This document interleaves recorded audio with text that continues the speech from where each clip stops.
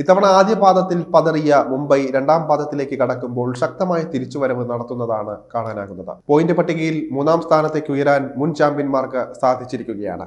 അവസാന മത്സരത്തിൽ സൺറൈസേഴ്സ് ഹൈദരാബാദിനെ 7 വിക്കറ്റിനാണ് മുംബൈ തോൽപ്പിച്ചത്. 26 പന്തുകൾ ബാക്കിയാക്കിയാണ് ഹൈദരാബാദിനെ അവരുടെ തട്ടകത്തിൽ മുംബൈ തകർത്തുവിട്ടത്. 35 റൺസിനിടെ 5 വിക്കറ്റുകളാണ് ഹൈദരാബാദിന് നഷ്ടമായത്.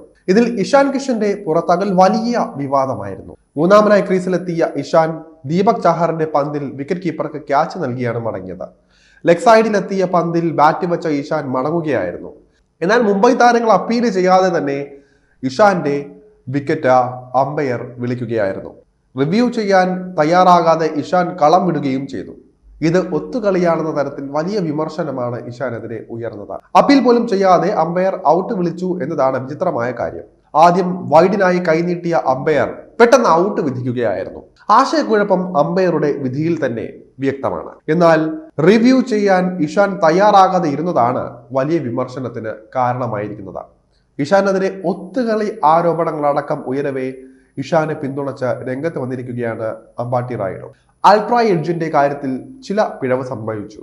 ബാറ്റിൽ ടച്ചില്ലാതെ ഒരു ബാറ്റർ പുറത്താവുക എന്നത് വിചിത്രമായ കാര്യം തന്നെയാണ്. പാഡിലും ബാറ്റിലും പന്ത് തട്ടി എന്നാണ് ഇഷാൻ കരുതിയത്. ഇതാണ് ആശയക്കുഴപ്പം ഉണ്ടാകാനുള്ള പ്രധാന കാരണം.